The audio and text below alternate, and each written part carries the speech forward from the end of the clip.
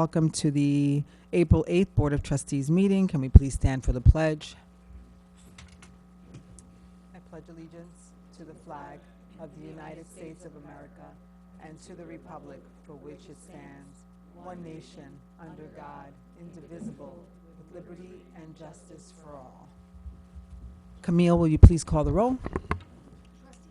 Present. Present. Present. Present, and Trustee Engelbert was away on business, so she will not be here today. We have no appointments, so that'll move us to presentations, and we'll start with backyard sports and MVP camp, basketball camp. Dylan Faulkner will come forward and do a presentation. Hi, Dylan. Can I just face everybody, or do I? Stay there. Face us. Okay. Well, first of all, thank you for having us. So, Mayor Andino, we've been doing a lot of work with ECAP and Denise Chin, who run free after-school programs here in Tuckahoe, and the idea is to introduce kids to different sports and activities that they might not typically otherwise have an opportunity to play. And so, one of the camps we run is a summer basketball camp. This is John Nemsick here, is the director of MVP basketball camp. Camp's been running since 1994, is the only not-for-profit basketball camp in New York. And so what the camp does is we have a very diverse base of campers from all over Westchester County. Every summer we have 300 plus families who are given full scholarships. They're strictly need-based. It could be the first time a child has ever picked up a basketball before. It's based on household income and need. So we have a diverse camp with kids from just about every town in Westchester. And we have local varsity coaches, teachers. We run a week with the New York Knicks and have different guest speakers. We have our friend of Tuckahoe, Max Pierce, who comes and speaks with the kids and does different presentations and things. And so, we wanted to pass along, because we, work with a lot of the kids and families during the school year, that we just wanted to, figure out what the best way to pass along some of the information, how to apply for a scholarship, how to register for camp with some Tuckahoe families. Eastchester families who might be looking for accessible and affordable summer programming. And so that's what I'm here to share with everyone tonight. We do have some brochures and things that have, information about scholarships and some other information about camp. I don't know if there's a place that maybe I could leave those, or. Sorry, you can leave them with Camille, Yeah. but can you let people know where they can find out more information? Yeah, absolutely. So it's mvpbasketballcamp.org. All of the camp weeks are online. We run for 6 weeks. One of those weeks is that first week, the week of July 4th, that we do a skills week with the New York Knicks. And then we do another 5 weeks, which is full day camp. It's Monday to Friday, 9 a.m. to 3 p.m. We're at the Highlands Middle School in White Plains. And all the registration, including applying for a need-based scholarship, is online. Great. Thanks so much. Are there any questions from the board? No, but thank you for what you guys do. Thank you so much. Appreciate it. Thank you, Dylan. And you can leave the brochures, and we'll leave them at Village Hall. So if anyone is interested in signing up their children, they can come to Village Hall and pick up a brochure. Thank you guys so much for doing this and for helping the youth. Yeah. The next presentation will be by the Chief Rhoda, Puppies Behind Bars. We learned about this program at the work session. Very interesting. Yes, good evening, Board. It's great news. The Tuckahoe Police Department recently applied for a grant opportunity through an organization called Puppies Behind Bars. I'm here tonight to announce that we received the great news that we've been approved for the grant to receive a facility therapy dog. We would be the first in Westchester County to receive this opportunity. Puppies Behind Bars trains incarcerated individuals to raise service dogs for police departments, first responders, and veterans. Puppies enter prison at 8 weeks of age and live with their incarcerated puppy raisers for approximately 24 months. Sorry, Chief. Just question. You're not going to do the PowerPoint? Oh, okay. Everyone's excited first.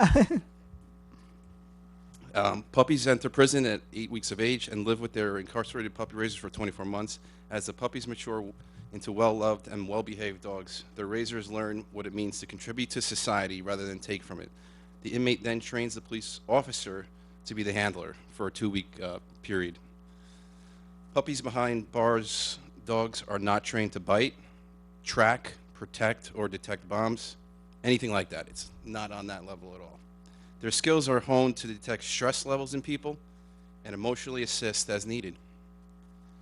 Law enforcement is a high-stress profession, as we all know. Police officers respond to tragedies every day, and they start to carry those traumas with them. I can tell you that firsthand. A support dog can respond to any officer or first responder suffering from a mental crisis, and just the calming and pure presence of the dog can change many things very quickly.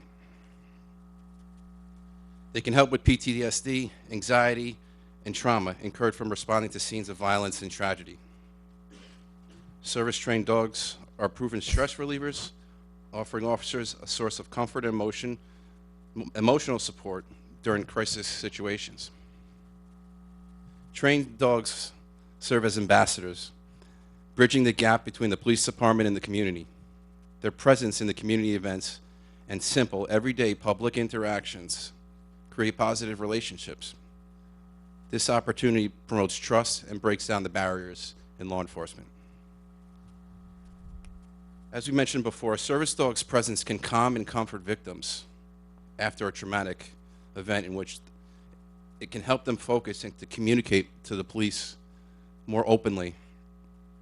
It could also make them feel safe and unconditionally accepted, allowing them to work through emotions in a non-judgmental way. Support dogs can help victims let go feelings of anger and resentment, which allow a victim to continue to process the traumatic experience. They also can help victims remain in the present moment and provide comfort and support when sharing their story. Many victims do not want to be touched by people or talked to until they feel comforted, and oftentimes that simple presence of that dog is a tremendous asset. So the question came up in our work session, Mayor, and I got the information for you. The Puppies Behind Bars has trained over 4,000 handlers in the prison system to date. It's been in existence for 26 and a half years. Over 3,000 dogs. The inmates learn life skills that they can take once they are released. They are trained and they receive certifications in dog training. And I was actually speaking to them on the phone today, and they were able to talk because the prisons were locked down today because of the solar eclipse. And it not only teaches them communication skills amongst each others, amongst different people in the whole system. It teaches them how to communicate with other people and how the dogs can really also assist them in their life when they are released. And now for a short video, I wanted to basically give you a whole presentation first, and then it gives you a nice video to show you what we were just talking about.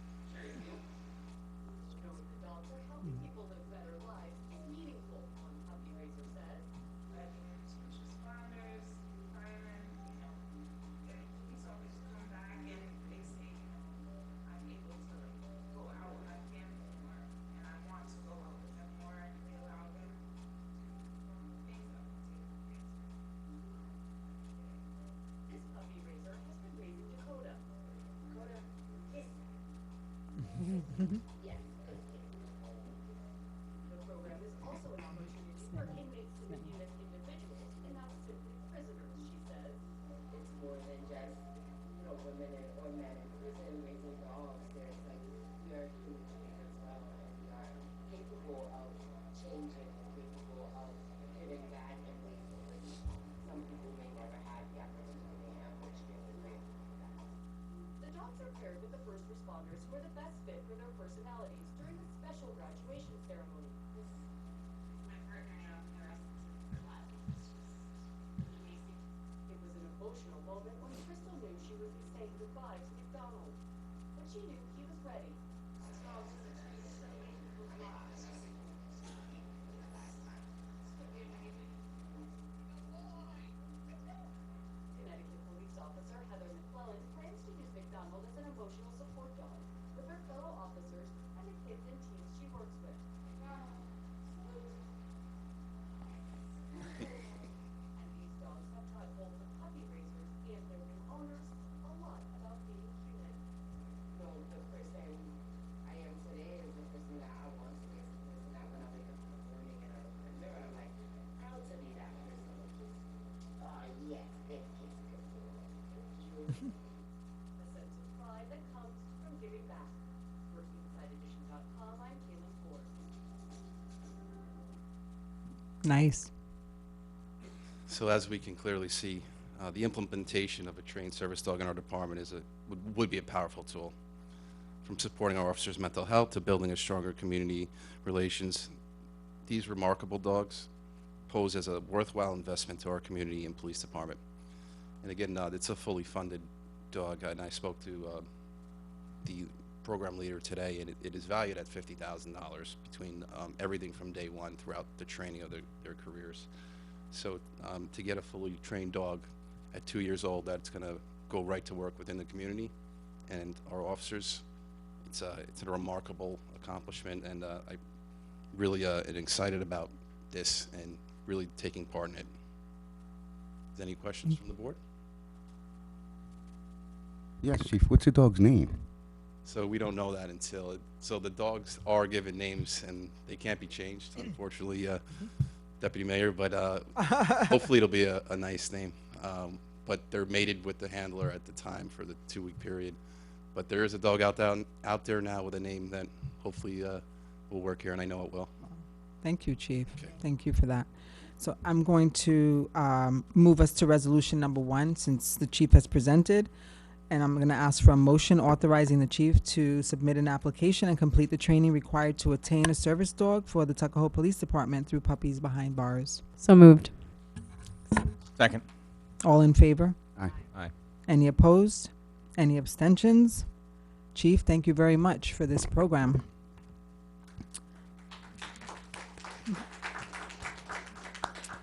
Since we have Sarah DeReese here, I'm going to ask you to come up and talk a little bit about the tag sale to benefit the seniors.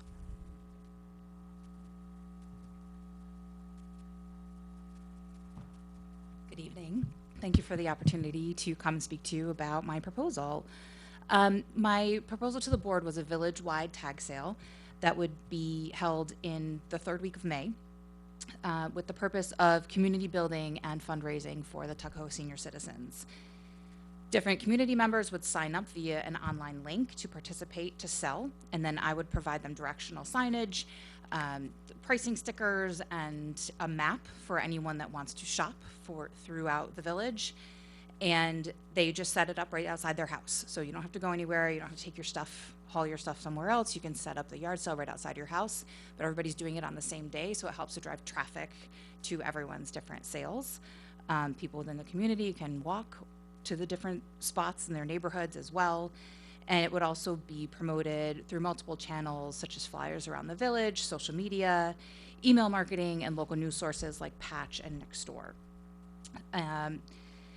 I've also proposed a potential centralized location at the Lake Ave parking lot for those who are apartment dwellers in our community, so they don't have to miss out on the chance. We would take the upper level of the lot and charge a slightly elevated fee for the people that wanted to sell there, because we would also be providing a table and a more centralized location for their selling. we could potentially get in some food trucks or different vendors for food at the time as well and create a nice community building relation there. I'm hoping that the seniors would also want to participate at that centralized location and mingle with the community and potentially raffle some baskets and the crafts that they like to do from the bazaar that they've held previously. My other part of this proposal is getting community businesses to help sponsor this event so that the cost would be completely covered, and any registration fees and donations that we receive would go directly to the seniors. So we would be going out to different businesses and asking them for different levels of sponsorship in order to cover the pretty low cost of the printed materials and table rentals, which is a pretty small amount to pay in order to make the event happen. What questions do you have for me? Anybody have any questions? Can we encourage people to go into the one location? Just to, Absolutely. It's really up to people what they want to do. I see. Anyone can register for the centralized location At Lake Avenue. at the Lake, parking lot. at the Lake Avenue. yeah, it's a parking lot. great idea. It's just a matter of how much stuff you have and how much you want to drag over there. That's true. How much do you anticipate the spots being? My initial thought was either around $30 or $40 for the main, the basic registration, and probably around $50 for a table spot.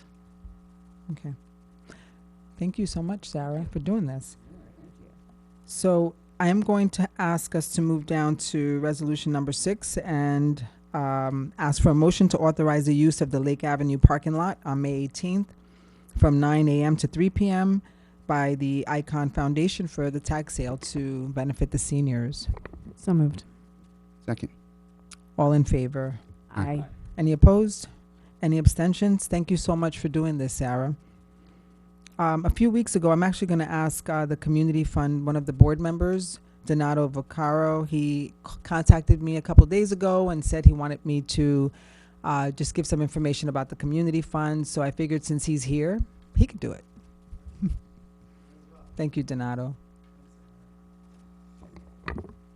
I just wanted to give a brief overview of the Community Fund and then explain a couple events that are happening this month.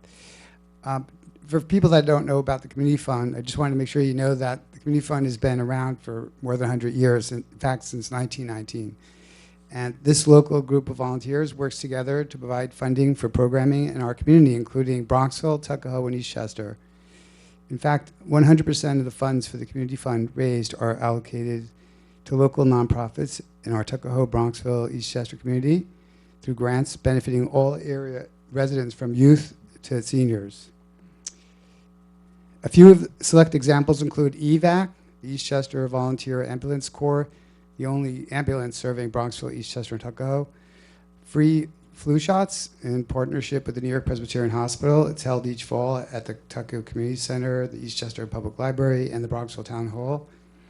Over $100,000 of senior and youth program support in Tuckahoe, Eastchester, and Bronxville is provided, including the DARE program, which offers substance abuse education to Tuckahoe youth and others, and the renovation of the Tuckahoe Library.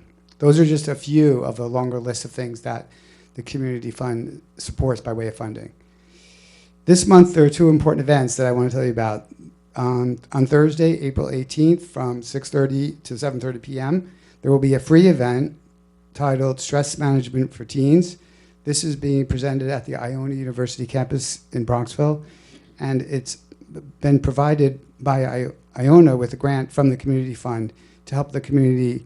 Again, I sorry for being a broken record, but I want to emphasize that this is really about Tuckahoe, Bronxville, and Eastchester, and there's going to be a program there to help the community learn more about the influence of social media on and how that causes stress among teens. There's going to be mindfulness meditation practices for coping with stress. They will be taught by Iona University professionals. On Friday, April 26th, there is going to be a really fun event called a fundraiser at Broken Bow Brewery, and this will be right here in Tuckahoe. This is a terrific way to learn more about the Community Fund, so we're trying to invite people to come out and just check it out. There is a minimum suggested donation of $25 per person, which will include access to an open bar at Broken Bow from 6 to 8. So we hope as many people that can come could make that. That date is Friday, April 26th.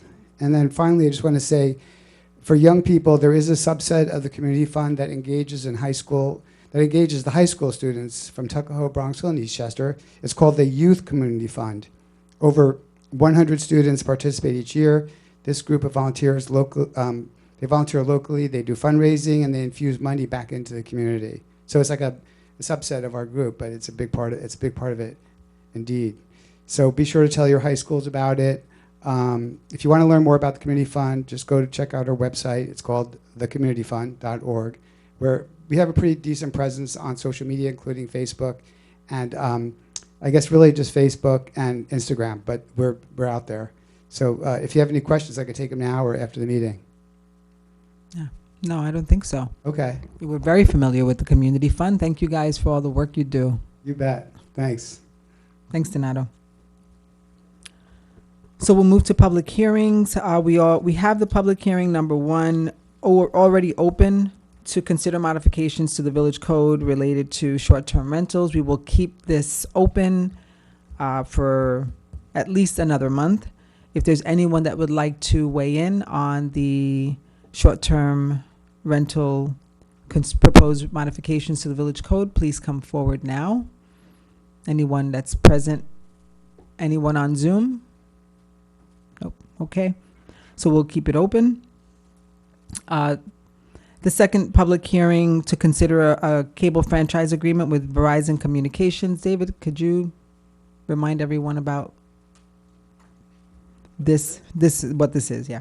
Yeah, so this is any cable provider has to have a franchise agreement that basically allows the village allows them to use our right-of-ways for any pole or any cables for kind of cable services. About a year and a half ago, we renewed the cable franchise agreement with Altice for a 10-year agreement.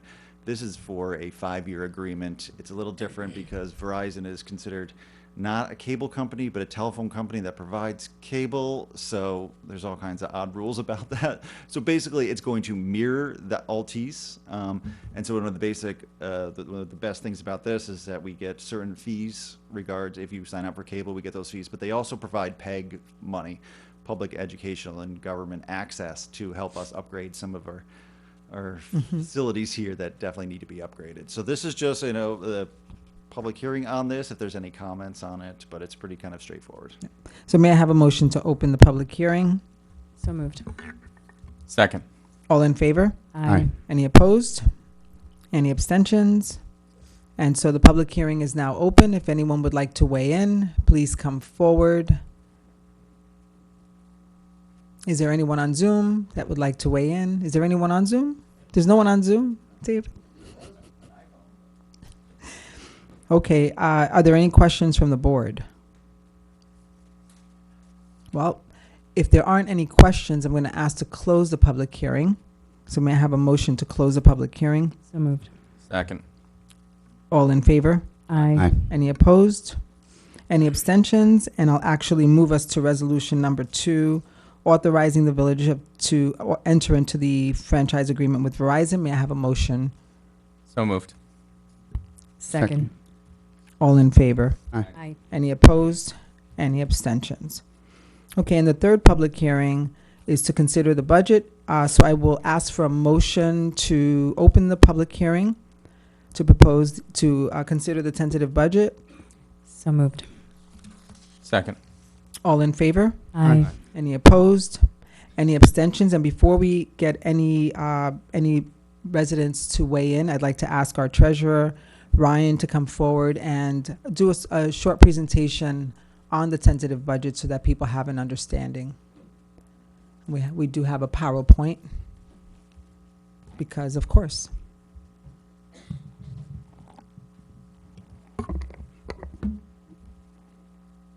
Thank you, Ryan, for working on this. Absolutely. Good evening, everyone. This is to go over the tentative budget for fiscal year 24-25. This first chart is just a breakdown of the expenses. 77% of our expenses relate to wages and employee benefits. Obviously, the village's main function is to provide services, so that's where the bulk of the money goes to. Other includes materials and supplies, fuel, repairs and maintenance on the buildings, phone and internet service, and other various costs to run the village. And then finally, we got 6% goes to our debt service payments. Just a little more in depth for the departments. The police department is obviously, that's the largest department we have. It accounts for 38% of the budget, followed by the DPW at 20%. Administrative, which includes the village board, the village administrator, the treasury department, clerk's office, building department, court and recreation at 9%. And finally, the library, which accounts for 4% of the budget. We also have other, which, that's, like I said, the cost of buildings, debt service, transfer to capital, various insurance like workers' comp and liability.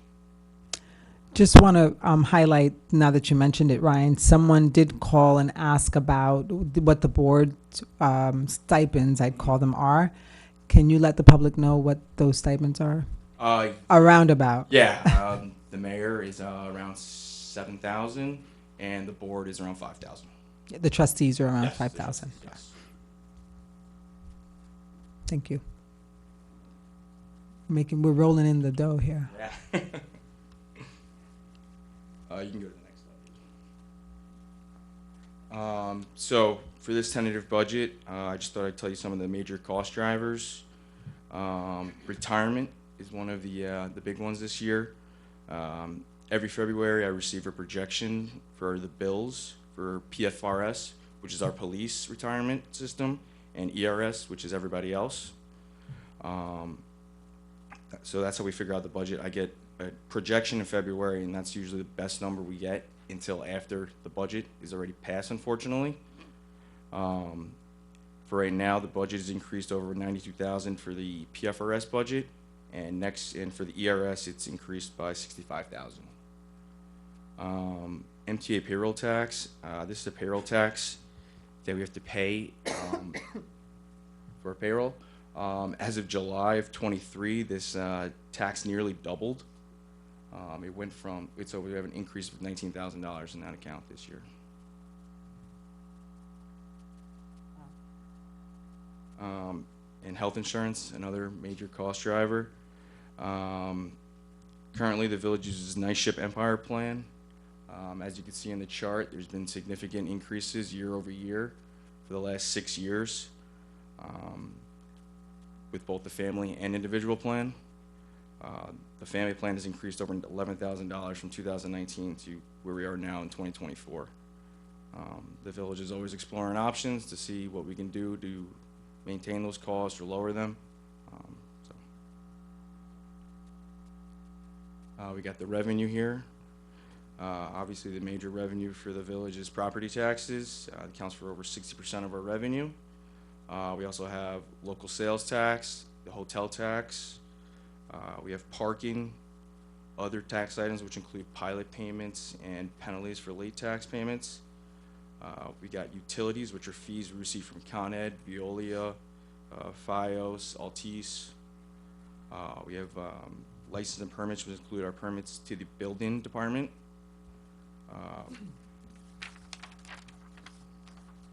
We have fines and forfeitures, which are ticket revenue, state aid, which includes the revenue sharing we receive from New York State, mortgage tax, CHIPS funding, which is done for paving. Other includes rents, interest, and earnings, sanitation revenues, and for this budget year, we are appropriating $100,000 of fund balance. This is $50,000 less than we did last year. This is the tax cap for the last 6 years. We stayed within the tax cap for the tentative budget for 24-25. The tax cap is $9,168,389, which is an increase of around $201,000 from last year's tax levy. As I said earlier in the slide, regarding to what is driving costs up, those increases account for more than the tax cap increase.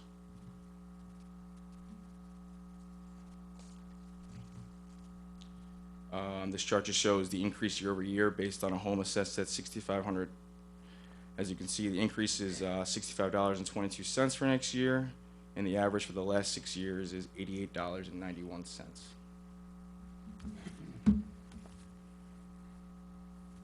And then there's just a chart showing the average tax bill for a home based at $6,500 assessed for the last 6 years.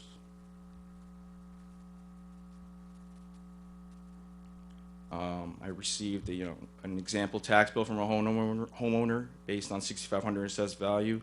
This just shows you the breakdown. Obviously, the largest percentage goes to the Eastchester School District, followed by the Village of Tuckahoe.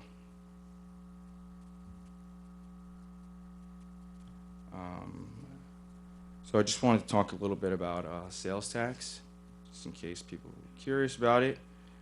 Westchester County collects sales tax from all local municipalities besides Mount Vernon, New Rochelle, White Plains, and Yonkers.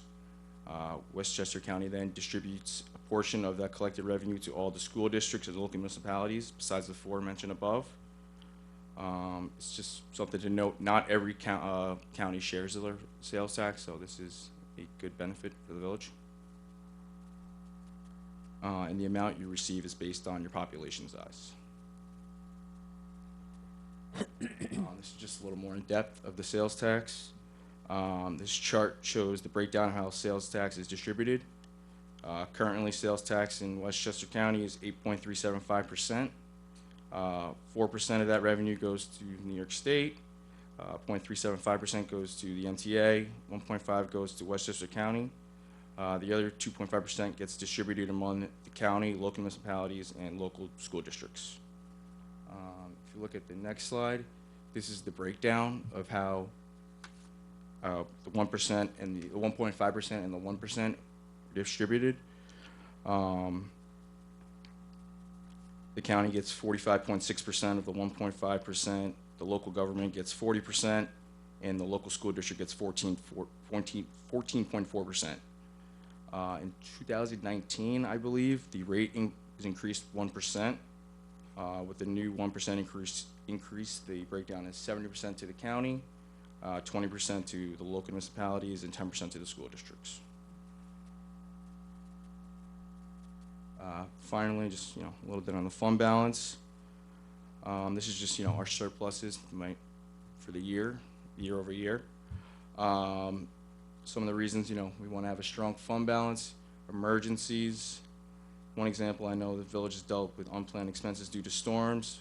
The village has done a very good job recovering the money from FEMA based on the hard work of all the department heads.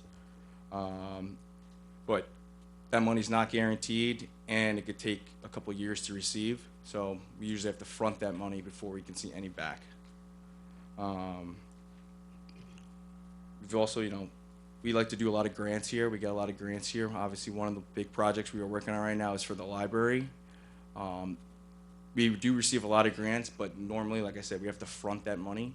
So we don't see that until after the project is completed. So we have to have cash on hand to be able to pay for these things. Borrowing money. The village has a rating of A1 from Moody's. The A1 rating reflects the successive years of tax-based valuation growth and resident wealth and income. A1 rating also reflects the fairly stable financial operating performance and healthy reserves and liquidity. The village's long-term liabilities and fixed costs are manageable. So having that liquidity is very important when you're going to try to bond. And then finally, just cash flow.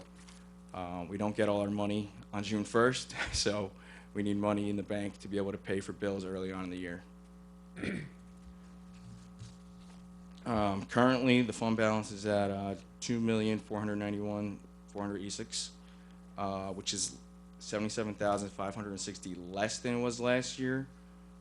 That is due to the appropriation of the fund balance for this current budget year.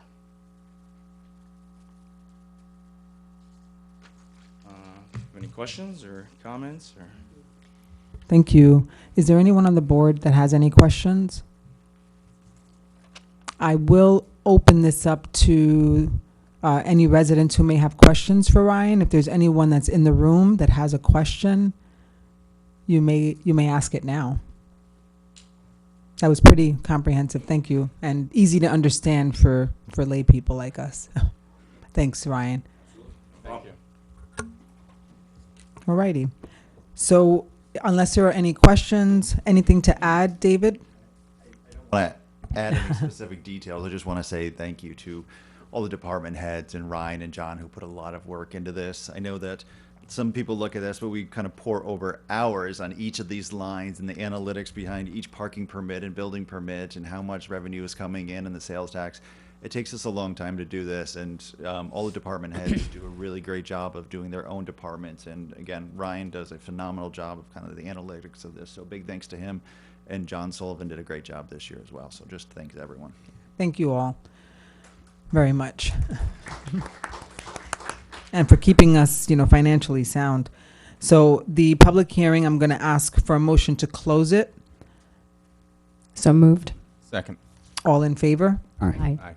Any opposed? Any abstentions? Okay.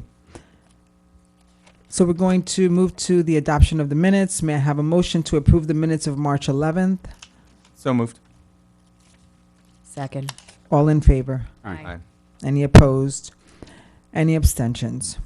Okay, and this is the first opportunity to address the board on any agenda items only. If you have any agenda items that you'd like to address the board on, please come forward.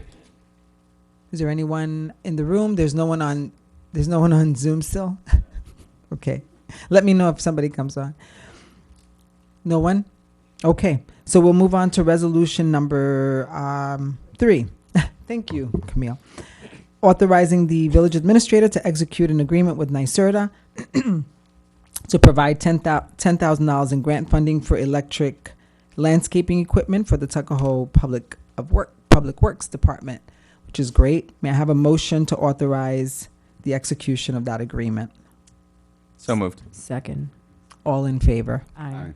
Any opposed? Any abstentions?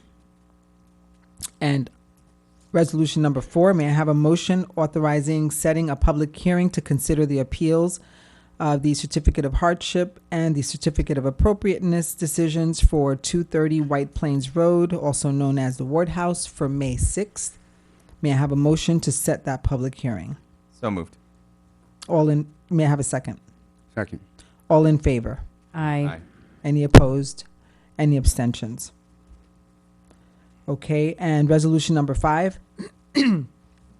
We are authorizing setting a public hearing to consider the local historic landmark nomination of 1 Generoso Pope, aka the Historic Village Hall, for those of you who don't know, also for May 6th. May I have a motion to set the public hearing to designate yet another property as a historic landmark? So moved. Second. All in favor? Aye. Any opposed? Any abstentions? Resolution number 7, authorizing ECAP to use Main Street Park from 4 to 5:15 on 4/17, 24, 5/1, 5/8, 5/17, 22, and 29 for an after-school tennis program.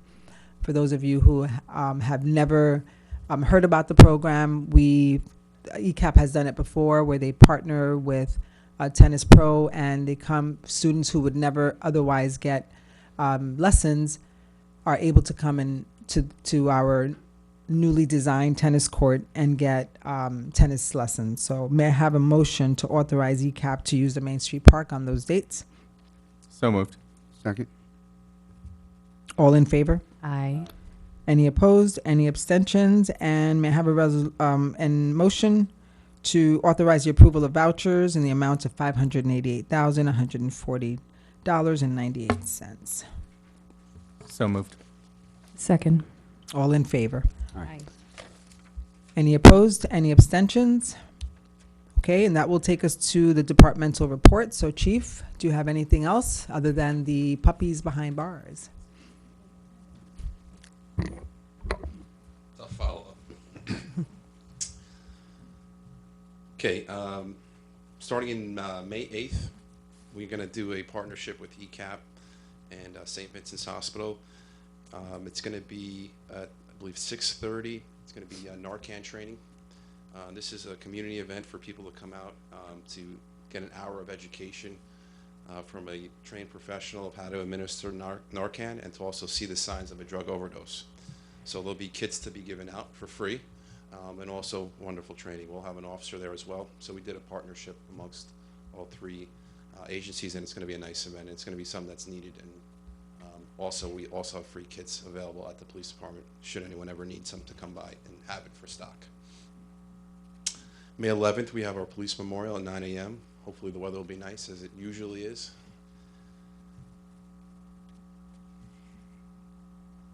We have just begun flipping our street cleaning signs. So this week they're going to be installed and flipped. So starting Monday, we'll be out enforcing the street cleaning signs with warning summonses only to let residents know that this is being enacted. So the first week is going to be just a warning summons, but we got to get the word out because we got to get those streets cleaned on each side of the road each week. It was great yesterday driving through the village and seeing the Main Street Park packed. It really is something it's just, I smile as I drive by and see it. Again, people love to come here, people love to play here. The weather is nice, so I just ask for people to pay attention to the pedestrians in the crosswalk in the area of the parks, also in the area of the Garrett Park as well. Just pay attention and yield to a pedestrian in the crosswalk. And now for the crime tip of the month. It's distracted burglaries. At this point, with Con Edison and Viola having smart meters throughout, there is no need for a meter reader or any type of representative to need to come into your home while you're there by yourself. So we were advising that should someone knock on your door and saying they're from Con Ed or Viola or need to come into your house for any reason, I'm telling you tonight that you should call us so we can verify that person. They could show you a fake ID, they could show you anything. And speaking with representatives from Con Edison and Viola, if there is a real true emergency, the fire department and also the police department will be there to assist. So there's no reason for them to get into your home for whatever reason they want to see or say there's a problem. Okay, so that's something it's an old school trick. However, it's coming to light again. Chief, is there any possibility for the department to have some flyers, maybe at businesses, at Village Hall, just alerting people? Absolutely, yeah. This is something that just came up. The victim wasn't part of Tuckahoe resident. However, we will post, crime tips and the crime tip of the month on there. Nice. And letting the seniors know as well. Yeah. 'Cause those are the vulnerable victims Yeah. in this. Okay, that's all I have for this evening. Do I have any questions? No? Thank you. Thank you. Superintendent of DPW, Frank DeMarco.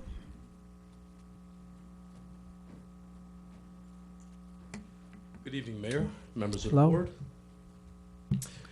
The best day of the year for me is when the police department flips the no parking snow signs, because I know spring is here. But I just want to begin, because I'm sorry I missed the last meeting, but we do have a new hire at DPW, and I want to welcome, Nico Vinciquerra. He was hired as a sanitation laborer. And Joseph Marzello, which is also promoted to road construction foreman. Both of them are just a great asset to the village. And Joe Marzello especially has been with us for a while. And he's heavily educated in machinery, construction, and road construction as well. So I welcome him with his new position.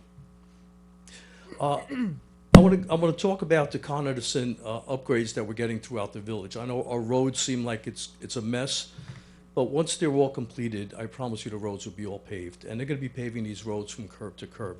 So presently, Con Edison is upgrading Bella Vista Street, Chestnut Street, and Coolidge. So they've completed the main runs, the main gas replacement, which runs across the middle of the road, and now they're going to be working on what they call laterals, and what that lateral does, it feeds the homes from that main. So you'll notice that work again probably this week at some point. It should last about 4 to 6 weeks the most. And then at that point, we're gonna end up repaving that entire road, all those roads. And we've had major gas leaks in those areas over the years, so it really needed to get done. So I'm happy Con Edison decided to step up and get these mains and laterals completed. Food scrap recycling.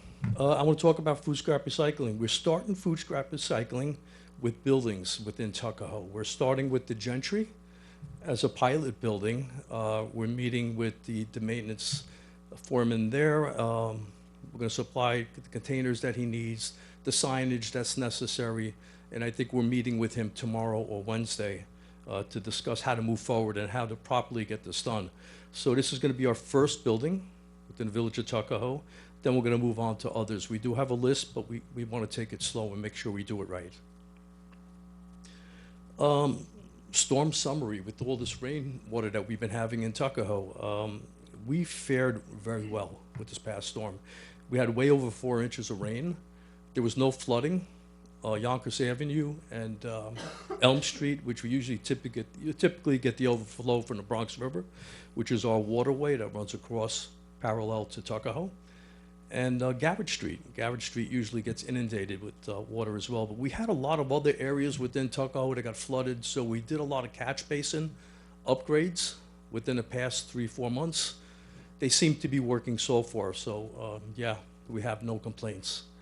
As far as trees, you know, we have an extensive tree maintenance program in Tuckahoe, and I'm very proud to say that the only 2 limbs, not trees, that fell down in Tuckahoe were on Donald's block on Warren Avenue. And I swear at some point that he set me up just to wake up the Department of Public Works to make sure we were ready for the storm.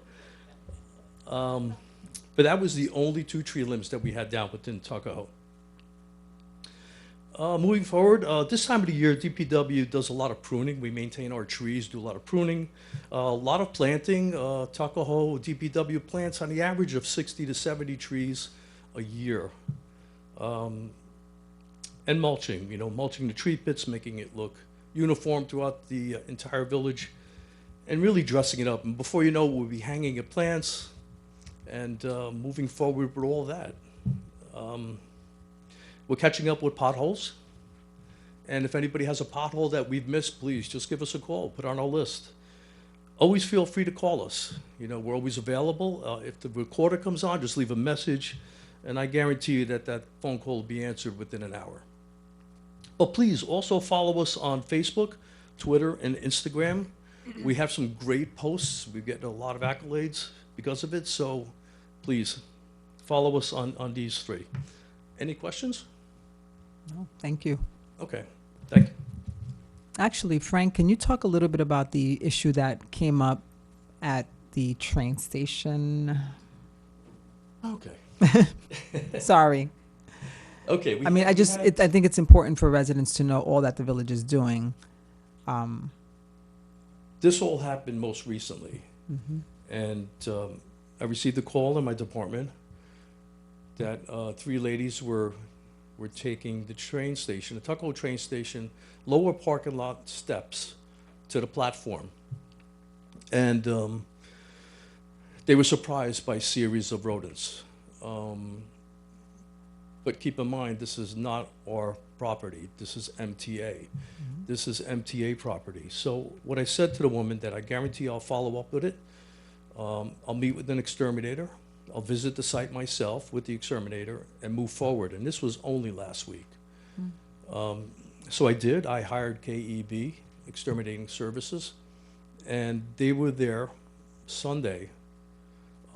There were many rodent holes within the MTA property. So we moved forward before even contacting MTA because we wanted to mitigate this. We wanted to remediate any issues, especially with rodents. But MTA needs to, moving forward, take care of this. And we were using a process of carbon monoxide being pumped into these holes. And what rodents do is they bury holes and tunnels, and there might be several openings to one tunnel. And with this carbon monoxide, it's a new method. It eradicates rodents in their homes. Yeah. So I was here Sunday, and it was very promising. They really did a great job, and they might have to come back for three or four consecutive weeks in a row just to make sure that it's remediated. Right, and we are also contacting MTA because it's MTA's responsibility, but we want to make sure that we do some remediation. So thank you, Okay. Frank, for doing that. Swadish Pashnanda, Director of the Library. Lots of stuff going on there, huh, Swadish? Good evening, Mayor and Good Board of evening. Trustees and our wonderful Tuckahoe community. First of all, I just want to say thanks to the Friends of Tuckahoe Library for sponsoring the solar eclipse program. So we gave away more than 200 solar glasses, and the phone was not non-stop ringing from the morning. And then we have, after that solar eclipse party, which was wonderful, we had approximately maybe 200 people there. And they were watching the NASA live streaming inside or using our glasses to view it outside. But it was an amazing, amazing experience to see all these adults, children, teens, everybody was there with their friends and family. So we are very thankful to the community for being a part of this event. So this was the big event for today, and this is a National Library Week.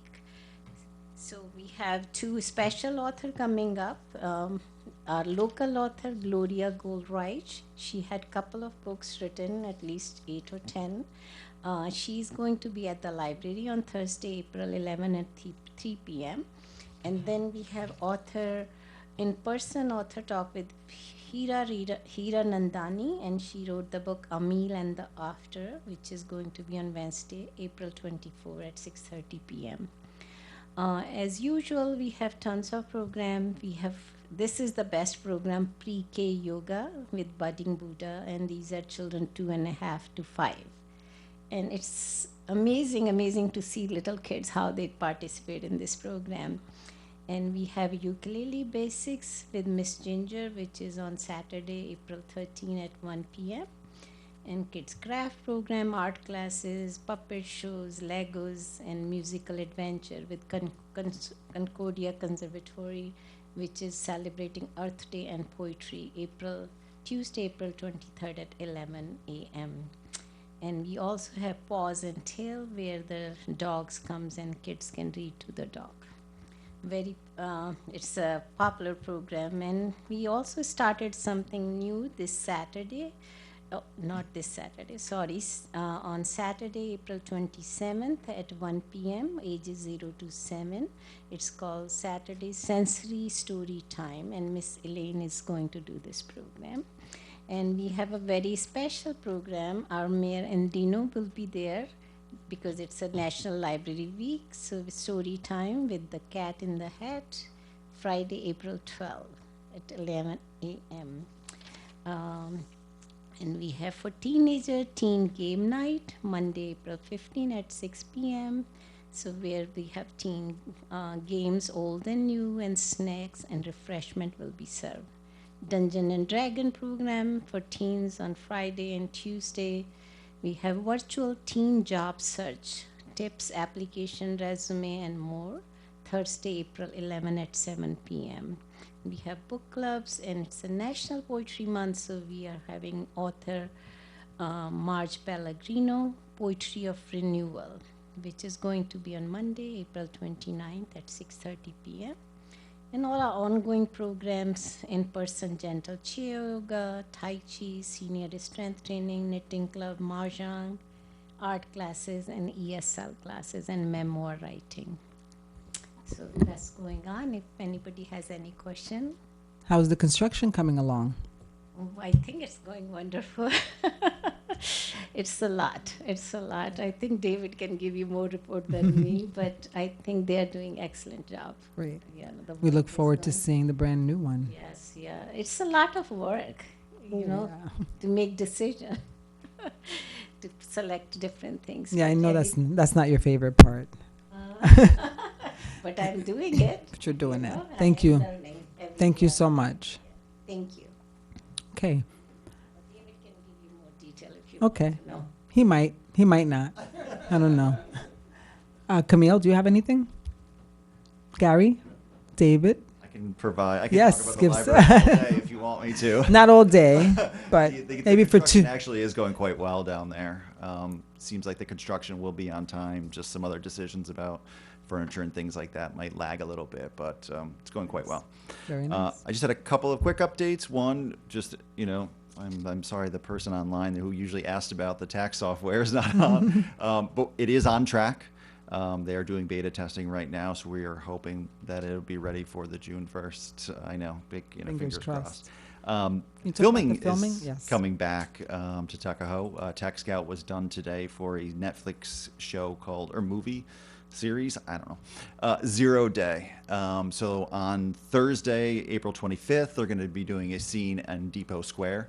So there'll be a lot of extras out there in front of the Pope Building and Inner Depot Square, and then they're going to be moving to some smaller scenes at the Tuckahoe Station Cafe and Growlers and things like that. And then on Friday, the 26th, they're actually going to be closing down a portion of Main Street late at night, probably after 8 o'clock, for a couple of scenes on Main Street at Fairview and Cameron, kind of using that intersection as a kind of an urban scene. So it's actually going to be kind of cool.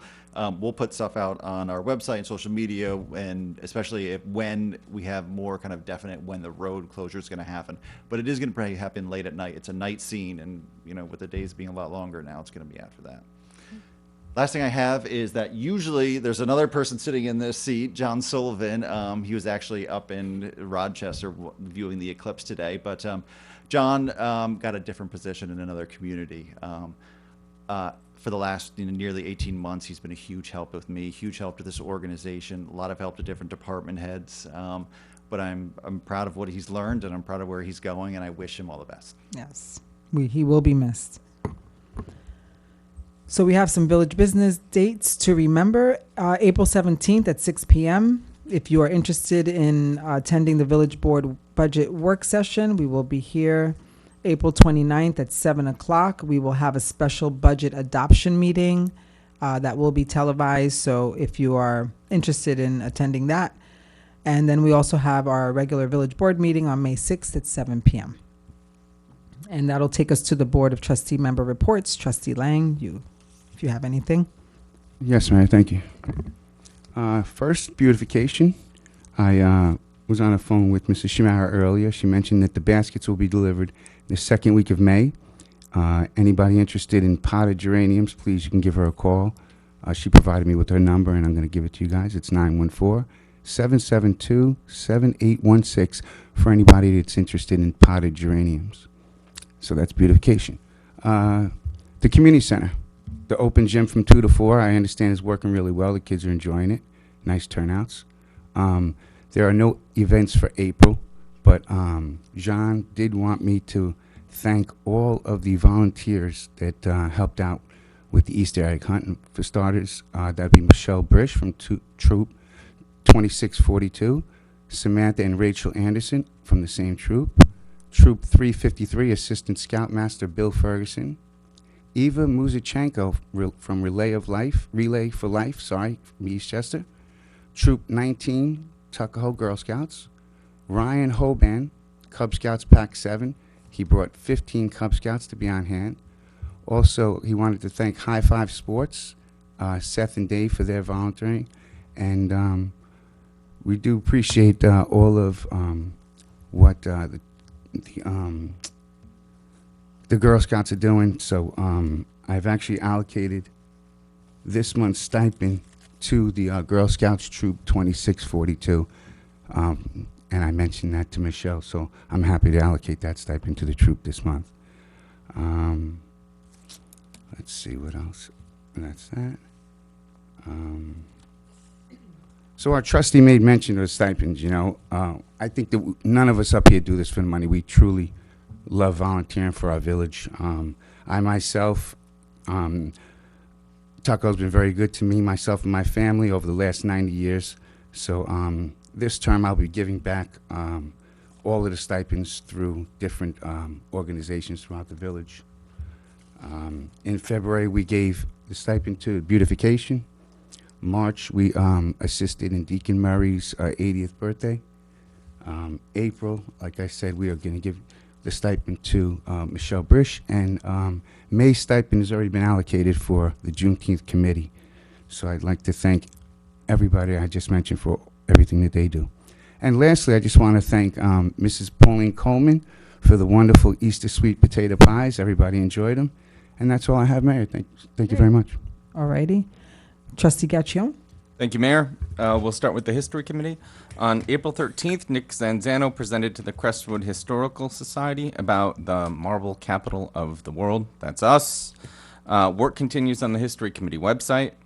And last month, their social media reached 1,526 individuals, with the Women's Month post receiving the most love. Much deserved. And we are looking into holding a monthly evening meeting for the History Committee. We will be back to you with details on that. Historical Preservation Commission, they met last week, and we covered these already, the two issues that they had been discussing, but most prominently and most recently is their local historic landmark nomination for Generoso Pope building, our old stomping grounds for Village Hall here. So that'll be interesting to see how that goes forward. Now on to veterans. March 27th was the Veterans Healthcare and Resource Fair at the Community Center. We had the mobile health care clinic, claims representatives, community-based organizations. Nearly 30 veterans were there from post 9/11 veterans. I think we had some Korean War veterans who were there. It was such a fantastic event. I am so grateful. The list goes on, but I'm going to name a few here. Swadish and John, thank you so much. We completely took over all of your space. We did give you lunch, so I don't know if that's a fair trade-off or not, but we completely took over that space in the community center, and you were very gracious. You made it very easy for us, so thank you very much. The mayor and deputy mayor were there. The mayor was serving lunch. The deputy mayor was there earlier when we were still kind of getting our act together early on. Former trustee Darrell Taylor, who's here tonight, he was there. Johnny Gunther was there helping serve lunch, so I appreciate that. Carter Perryman was there, making us all feel like we were being tracked down by paparazzi, taking our pictures throughout the day. I did post a reel of those online, but I can give anybody the pictures who wants them. County Legislator Judah Holstein and our County Executive George Latimer was there as well. And it was a truly fantastic event. We got some great feedback from the veterans who were there, so we already have some plans in the works for October, where we'll do something similar but a little bit different and involve our community partners. But just one more big thank you to everybody who showed up and everybody who was involved and helped out in some way. Tuckahoe banners, we have pushed the deadline to this Friday, April 12th. If you have, I think up until today, if you have submitted an application, I have responded to you, I think. If not, I'll be in touch with you before April 12th, and we're going to get our proofs back sometime at the beginning of May so that they can go up, before Memorial Day. So again, the last day to order new banners will be April 12th. Real quick, just mark your calendars. Extended May 16th will be the Eastchester Veterans presentation for Memorial Day. That will be held at the Eastchester High School. That's in the evening, or 6:30-ish, but we'll have more information on that. The 19th will be the Veterans Memorial Day Parade in Eastchester, and the 30th will be the Memorial Day Parade in Bronxville. Next meeting, we'll have more information. We'll also have flyers that are coming up as well. So, thank you, Mayor. Thank you, Trustee. Deputy Mayor? Hello, everybody. Good evening. From the Zoning Board of Appeals, they have three items on their agenda. Their meeting is this coming Wednesday, April 10th at 7 p.m. here in the main meeting room. 20 Marbledale Road is seeking a special permit to expand their business. 25 Main Street, which is down by the train station, is submitting a permit to a request to reduce the number of parking spots, and 126 Bella Vista has a request to widen their driveway. As far as the seniors go, I just want to let everybody know that the senior center is closed tomorrow. The seniors are going on a trip. We wish them well, and the center will not be open. So if you're not planning on going on the trip, then just know that the center is not open. From the Comprehensive Plan Committee, they have sent their recommendations for a planning firm to the board, and we will meet to discuss that in the next couple of weeks.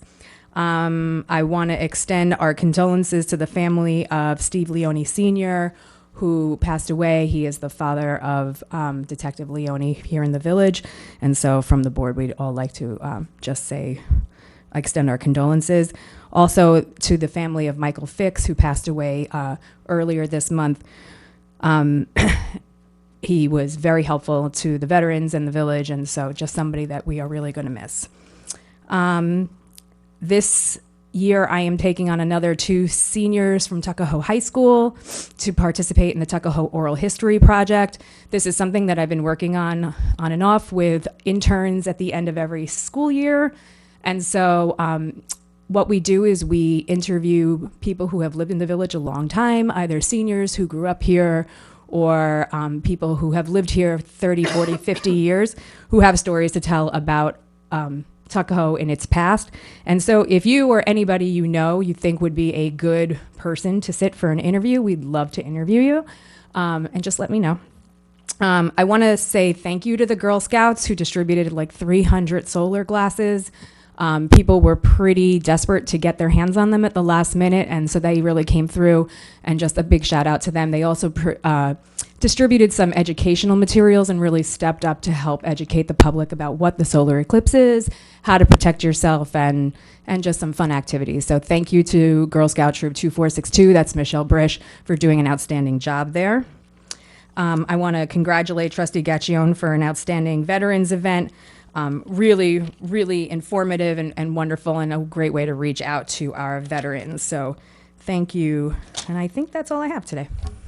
Okay, thank you, Deputy Mayor. I think I will keep mine pretty short. I also want to extend my condolences to Michael Fix, veteran and neighbor who passed away. Mike and I, he was very helpful to me in a number of ways in the village, and so I will definitely miss him. I know that the VFW Post in Eastchester will also. And also my condolences to Detective Steve Leone, who lost his dad.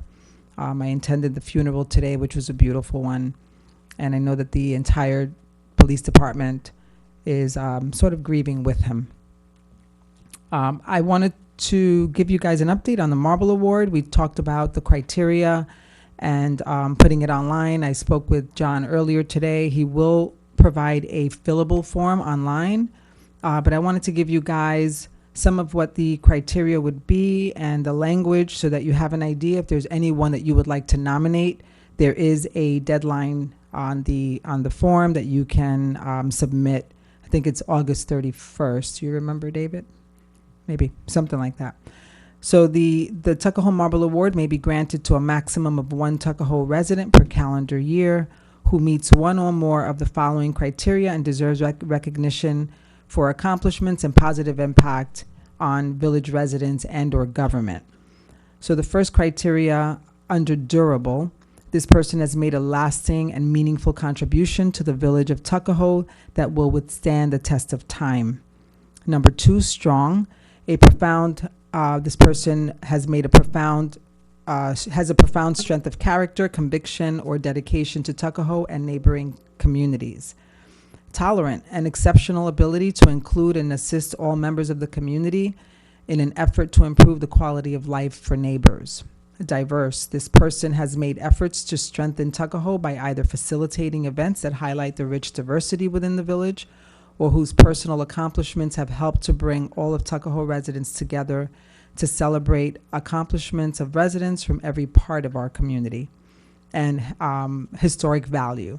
This person has demonstrated a remarkable ability to both preserve local history and educate the local community on Tuckahoe's rich historic and cultural heritage. This commitment to history has withstood the test of time and has impacted multiple generations of village residents. You will find this form online, and there is a fillable application. If you want to submit someone's name, you can submit your own name if you see fit. So look for that on our website. I also have accepted Luis Marquez, who is the son of VFW Post veteran, his son, as a WISE program intern. He's very interested in political science, came in to see me, and is a pretty impressive young man. So I'm going to take him on as an intern, and we're going to be meeting soon to talk about what kinds of projects he would like to work on with me. I also want to congratulate and thank Trustee Gaccione and also Travis, who helped put together the Veterans Fair. It was, I learned a lot just going table to table and having all the different vendors there. I think was helpful to some of I saw, veterans coming in, and they seemed somewhat timid initially. And in speaking to some of the more seasoned veterans, it seems that many times they feel somewhat embarrassed to go and ask for services and benefits that they're entitled to. So I'm just glad that we were able to have this, and we should continue to have it so that it becomes normal, that we let them know you're entitled to these benefits and you deserve them. And so we want to be the vehicle to be able to give them access to it. So thank you so much for that, Trustee Gaccione. And also, we thanked a lot of people for the Easter egg hunt, but for those of you who know John Galuzzi, he puts his heart and soul into every event that he has. So I just want to thank him personally. He called me a couple of times. He was concerned about the rain. He wanted to make sure everything was perfect for the kids. He loves this community so much, and he really does deserve our thanks. So a special thank you to John Galuzzi for that. The Comprehensive Plan Committee, never mind. Never mind. I also want to thank Michelle Brish and Troop 2642 that in addition to the library, they distributed solar eclipse glasses and cookies to the community over the weekend. So not only did the library give out 200 plus glasses, the Troop 2642 also did. So thank you to Michelle Brish, troop leader, and the troop for always thinking about the community and the ways that they can help make life a little bit easier. I got a few phone calls and texts asking, do we have glasses anywhere? And I just gave them Michelle's number. Then I called her to apologize. I'm just sending people her way. So, thank you to her for that. And that's it for me. That will take us to the second opportunity to address the board. If there's anyone here that would like to address the board on any non-agenda items or agenda items. Swadisha's back. I'm sorry, I also want to say thank you so much to Michelle Brish. She came to the rescue. We had so many people waiting on the wait list, and we didn't have more glasses. So luckily she came, and we asked, and right away she gave it to us. So we Nice. emailed the people, and they all came. Nice. So Thank you. thanks to Michelle. Yeah. Thank you. Is there anyone that would like to address the board on any non-agenda items? Barbara first, and then Nancy. Good evening, Mayor. Hi, Barbara. Board. My name's Barbara Nieminen, and I'm here representing the Tuckahoe Environmental and Sustainability Committee. And we want to present the idea of having a community garden in Tuckahoe. Several residents have approached us, and then we actually had a little angel come by the name of Chris Sprinkle from Eastchester High School, and he would like to make this his Eagle Scout project. So that works really well. He would fundraise and with other scouts, family and friends, build the garden. Now, Frank and DPW has done a lot of work to prepare this site. Tuckahoe doesn't have a lot of extra land, as you know, and Frank has helped define this little 20-foot strip of land on Pleasant Avenue, right across from Assumption Church, which is really a convenient spot because there's a lot of multifamily housing there, people who don't have yards. So Chris will come and talk to the board and describe it in more detail next month. He was unable to make it tonight. But it would basically be probably about 20 raised beds. I'm sorry, not 20, more like 10 or 12 raised beds, and there would be like we're going to try and supply water sustainably. We're going to try and do it with just like a trough that would collect rain, maybe even possibly gutter runoff from the adjacent building.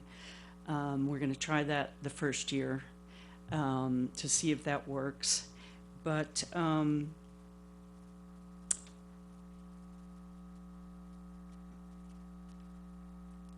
we're hoping to get this all put together and do like a ribbon cutting Memorial Day weekend.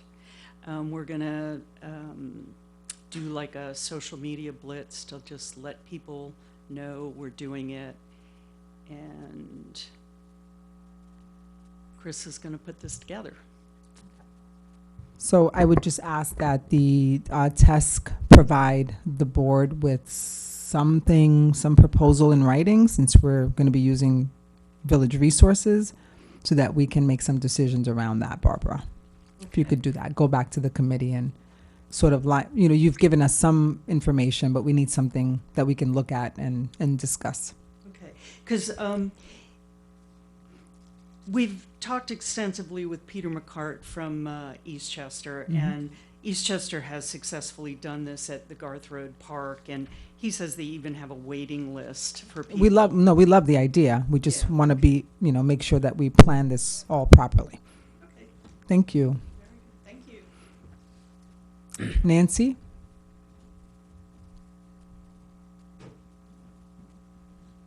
Hi, Nancy Height Norday. I live at 4 Consulate Drive. I just wanted to thank the mayor for getting the $1 million from Congressman Jamal Bowman. I think that's a great thing to do.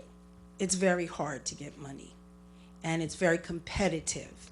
I was at the press conference, and there's a lot of money, and I'm really glad that it's going to be used to benefit the lights, because I am also going to ask that it's soccer season coming up, and I don't want to be held captive to the lunchtime, dinner time, breakfast, and nap time light that we have at the corner of Lake and Main. During soccer, it's a long light, but during soccer season, when the games let up and the traffic, that light, it's like I have been late for appointments because I forget to leave. So my other request is, can we get a traffic officer there? Because during soccer season, we need a traffic officer or someone to tell people to move, because that light is just impossible. And just to say, it's not good for the people who live in the apartments, all that idling that goes on. Okay. We will talk to the chief about this.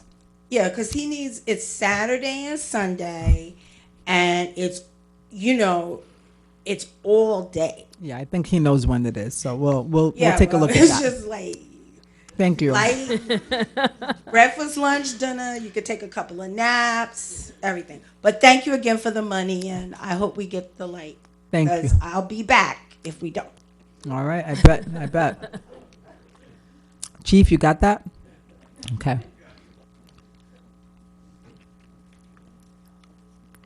Good evening, Mayor. Good evening. Board, everyone. Lovely Phillips, South High Street.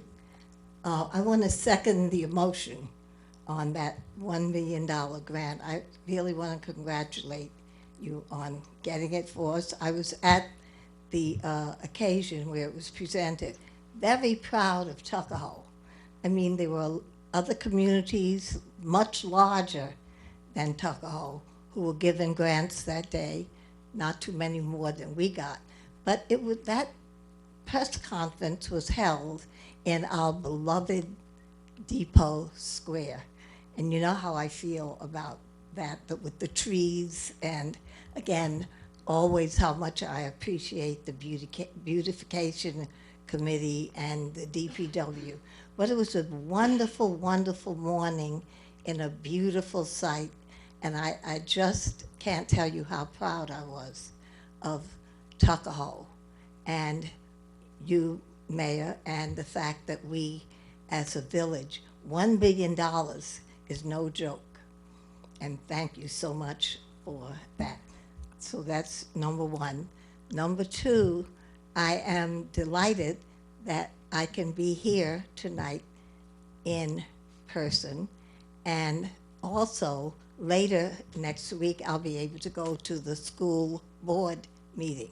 I'm still beating that drum that you should not have the village board and the school board meeting at the same time because it disenfranchises those of us who are interested in both.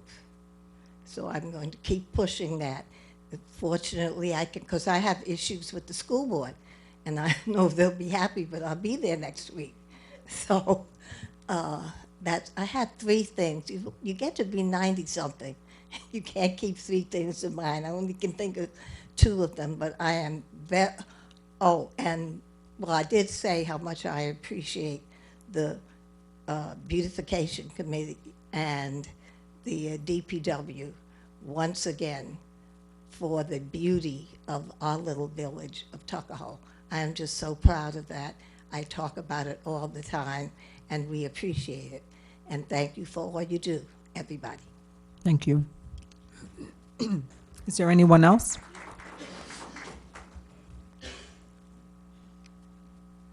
Good evening, Darrell Taylor, 35 Jefferson Place. Just want to give some information for ECAP. A couple of things were already mentioned, but I'm going to mention them again. First, I'm going to talk about the ECAP actually is Eastchester Community Action Partnership. And the first Wednesday of every month, they have their food pantry. And Denise Chin, the area director, wanted everyone to know that since July of last year, the food pantry has increased by 55 new families. So there is a need, a greater need for families for food service. And the pantry also has 118 seniors, and 40 of those seniors receive home deliveries. Last, I think, 2 years, they started doing deliveries for those who couldn't get out. And for the home deliveries, it's actually a waiting list for that. So they have many seniors who in need of having their food delivered to them. The chief mentioned on May 8th about the Narcan training. First, you have to be 18 years or older to attend. And you also must register to attend the training. And to register, you can call 914-337-7768. And for anyone who is not familiar with Narcan, what it is a nasal spray that is administered through your nasal to reverse the effects of an opiate overdose. And I've done this training before as a former member of the Department of Corrections, Westchester County Department of Corrections. And I know sometime when you say training, people get nervous and they think that, oh, you know, it might be something that I'm not able to do, but it is fairly easy to do. So I encourage as many people as possible to get the training. I'm pretty sure the chief might be able to verify that when you finish the training, they actually give you a kit that you can carry around with you. And you never know where you're going to be when there is an emergency, and you might be the one that has the kit to save someone's life, to bring them back from an overdose. I also want to thank Trustee Gassion for the program, the Veterans Program. It was an awesome program. I don't know how many different veterans organizations that were there, probably 10. But it was an awesome program. It was good to see the veterans come in need and get the services that they needed. So thank you for putting that together. And earlier, me and my daughter today was at the community center with Swadish and a bunch of people for the Eclipse watch party. It was many, many kids there enjoying themselves. And my daughter being someone who is big into science and eclipse, and that was something that that she really enjoyed. I got to do that with her today at the center. So thank you. That's it. Thank you. Is there anyone else that would like to address the board? Sal Provenzano, 11 River Street. Just want to give a heartfelt thanks to the board, to the mayor, for the commemoration of Captain Samuel Crawford Day on March 16th.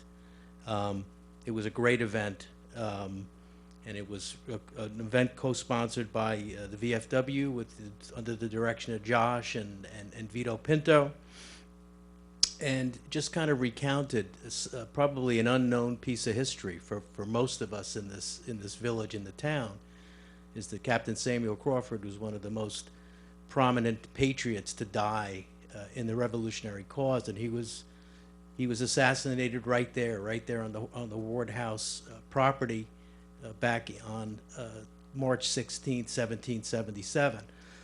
I was really gratified by the Daughters of the American Revolution being there as well. Maura Riley, who is the vice regent of the White Plains DAR, she gave some great remarks, as well as Josh, Richard Forliano. We had General George Washington there, aka Mike Grillo, his wife Maria, and Mike Jr. He gave some really, really poignant remarks regarding, the brutality of that assassination, and really why it's just living history up there. Pleasantly surprised that George Latimer was there, as well as Judah Holstein, of course, the mayor, Deputy Mayor Kara, Luigi Marcocha from Eastchester, Trustee Jacoby. A lot of people were there, more people than I really expected. Big thanks to the Tuckahoe Police Department to prevent more casualties when you were trying to lay that wreath in probably one of the most dangerous intersections in our village. We've got, and Gary Miller, the videographer, did capture the event. If anybody wants to watch it, they can go to our Ward House website. It's wardhousefriends.org, and you've got the full presentation there. We've got next Sunday, I should say next year, Sunday, March 16th. We've got that on the docket, and we should have a great showing there too. But again, heartfelt thanks for the official commemoration of Samuel Crawford. Thank you. Thank you. Anyone else have anything to address the board on? And there's no one still on Zoom. Is there anyone on Zoom that would like to address the board? No? Okay. So unless there's anyone going once, going twice. Okay, thank you. Tuckahoe, we will see you, if you're interested, at the next Village Board Budget Work Session, April 17th, or the Special Budget Adoption Meeting, April 29th at 7. And if you're not interested in coming to hear about numbers, come on May 6th at the Village Board meeting. So having said that, we'll adjourn the meeting. Have a good night, Tuckahoe.